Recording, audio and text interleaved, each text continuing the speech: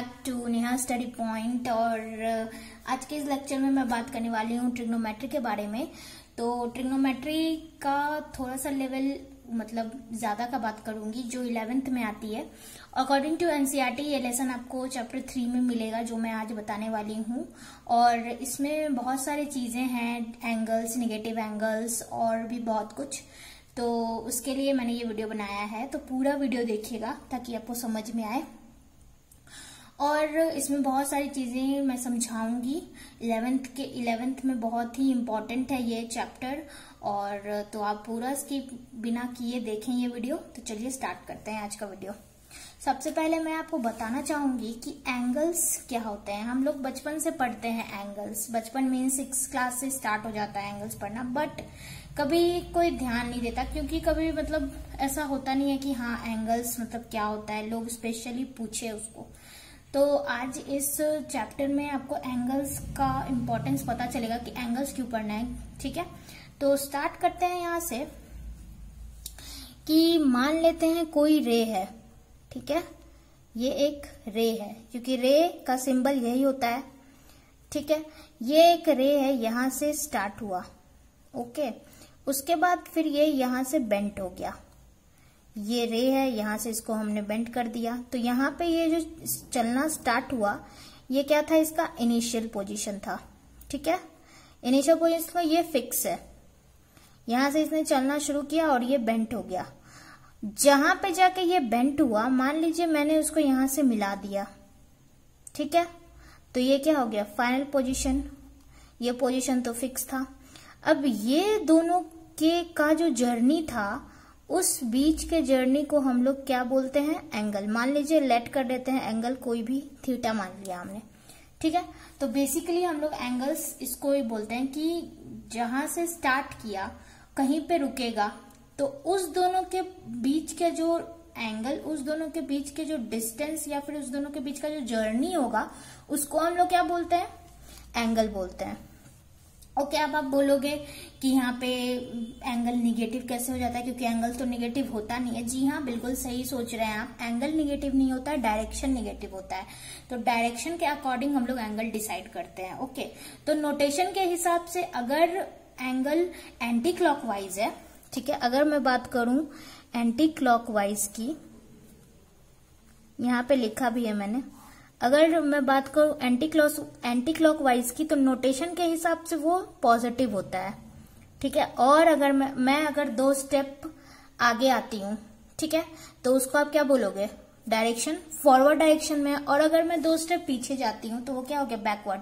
तो जब 2 स्टेप पीछे गए तो डायरेक्शन उसका अपोजिट हो गया, तो उस केस में एंगल क्या हो जाएगा, निगेटिव। ओके, तो बेसिकली एंगल निगेटिव नहीं होता है, डायरेक्शन निगेटिव होता है। तो उस अकॉर्डिंग हम लोग एंगल डिसाइड करते हैं। ओके, आज तक हम लोग पढ़ रहे थे कि एंगल्स किस में होते हैं, डिग्रीज में। ठीक है, लेकिन इस चैप्टर में हम लोग पढ़ेंगे कि डिग्रीज में तो होते ही हैं एंगल, बट और एक नया टर्म हम लोग पढ़ेंगे इसमें जिसको बोलते हैं रेडियन। ठीक है, अब रेडियन क्या होता है, तो रेडियन एक बहुत ही सुपर इम्पोर्टेंट टर्म है जो इस पूरे चैप्टर में आपको मिलेगा। हर क्वेश्चंस में मिलेंगे आपको, कुछ भी आप सॉल्व करोगे तो उसमें रेडियंस का यूज होता ही है।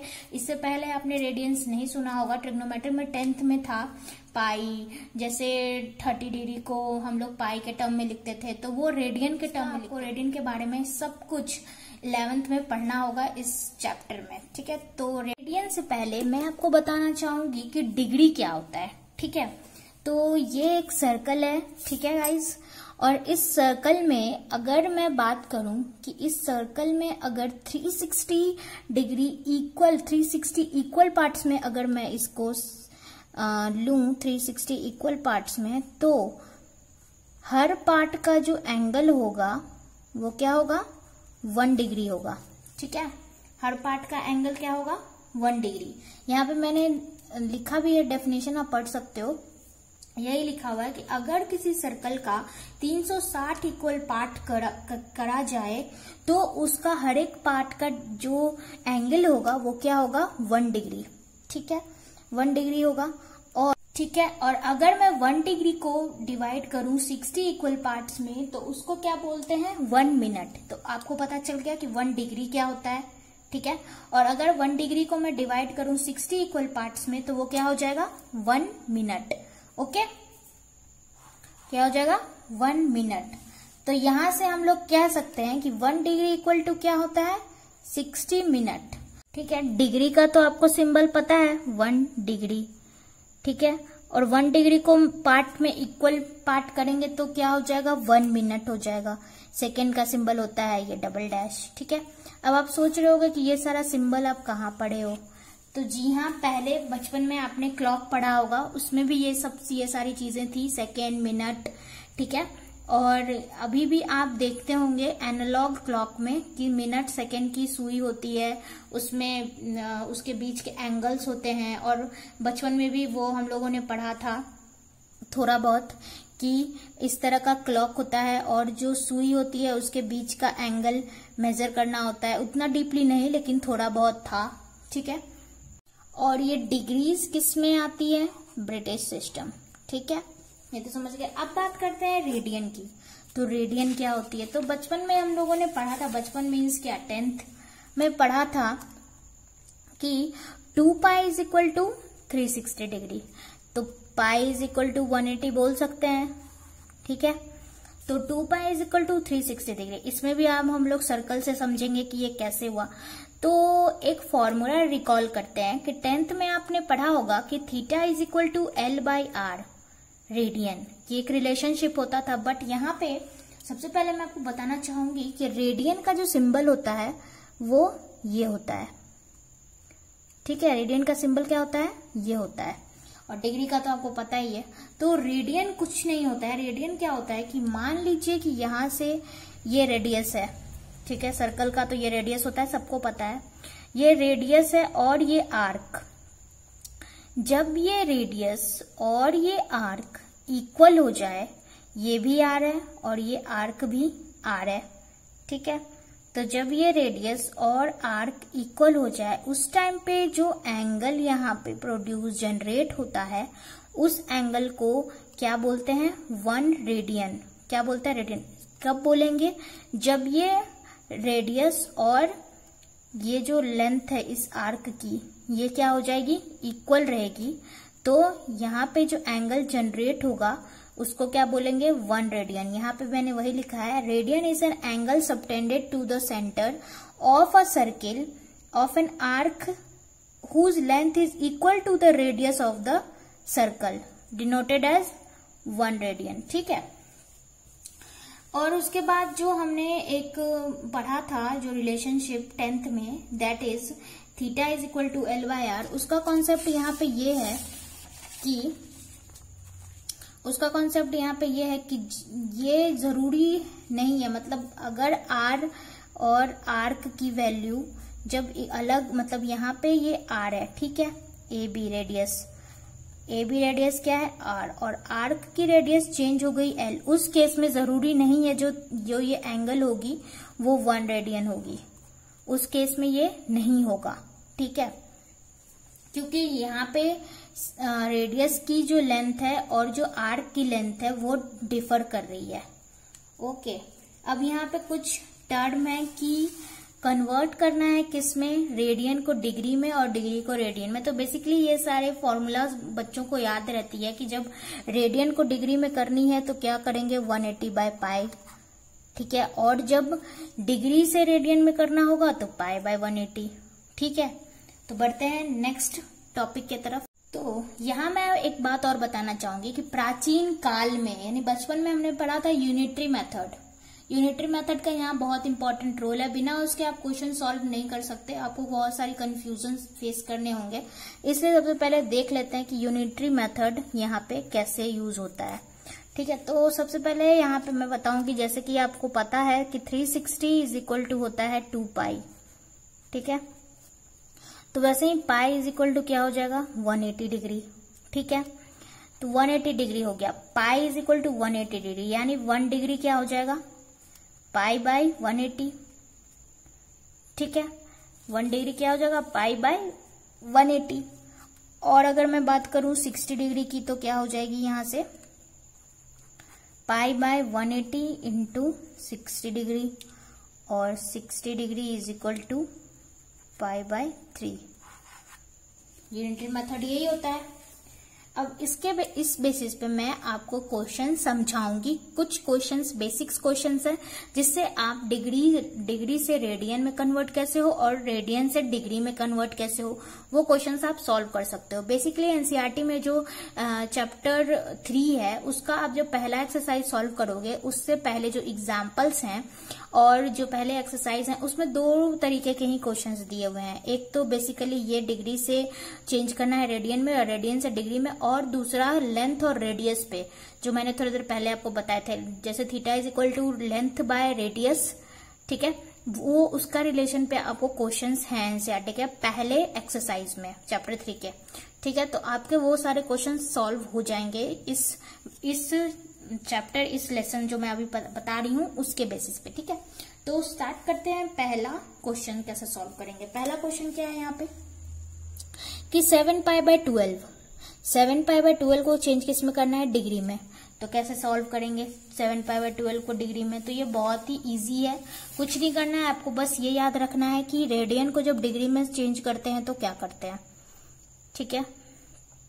तो रेडियन को जब डिग्री में चेंज करते हैं तो 180 बाय पाई से क्या कर देते हैं, उसको मल्टीप्लाई कर देते हैं। तो कैसे करेंगे मल्टीप्लाई, 7 पाई बाय 12 है, तो देखते हैं, चलिए कैसे करते हैं मल्टीप्लाई।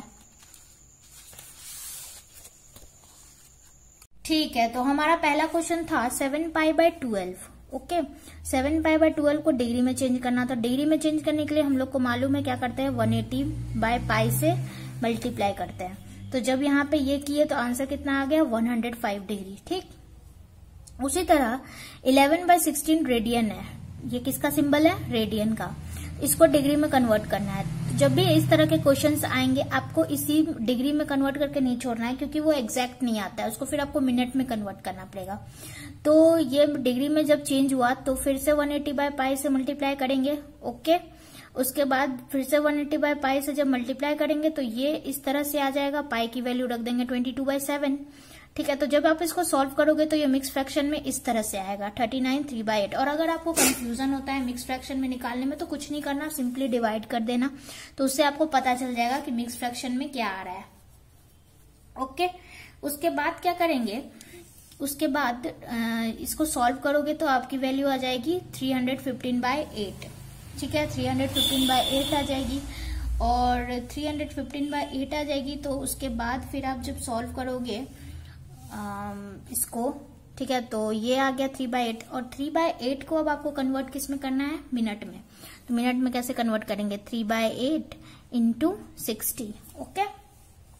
तो जब आप इसको कैंसिल करोगे, कैंसिल आउट जब ये होगा तो क्या आ जाएगा, कैंसिल आउट होके 4 से अगर मैं इसको कैंसिल करूं तो क्या हो जाएगा, 5 और 2, ठीक है। 15 3 क्या होता है, 45। तो ये क्या हो जाएगा 45/2।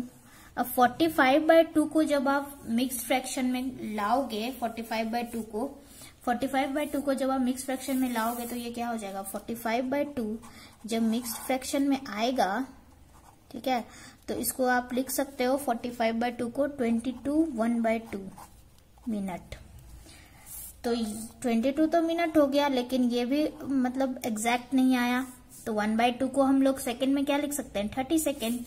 तो ये क्या हो जाएगा यहाँ पे 22 मिनट 30 सेकंड, ठीक है। ये समझ में आ गया होगा आपको। नेक्स्ट क्वेश्चन की बात करते हैं। 120 डिग्री को कन्वर्ट करना है डिग्री में,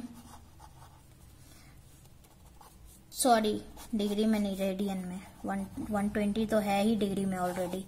रेडियन में कन्वर्ट करने के लिए क्या करना होता है, जस्ट डिग्री का अपोजिट, मीन्स पाई बाय 180। तो 120 degree into pi by 180 degree, ठीक है। अब इसको आप कैंसिल करोगे तो क्या आ जाएगा, 120 डिग्री। 120 डिग्री को जब आप कन्वर्ट करोगे तो सिंपली ऐसे ही सॉल्व होगा। और इसको क्या करेंगे, कुछ नहीं, कैंसिल कर देंगे,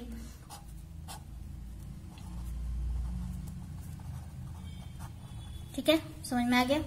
क्वेश्चन नंबर 4, माइनस के साइन से डरना नहीं है आप लोगों को, माइनस थोड़ा देर के लिए इग्नोर करके सिंपली इस पे चलते हैं 600 पे। तो यहाँ पे भी इसको रेडियन में कन्वर्ट करना है, तो 600 इंटू पाई बाय 180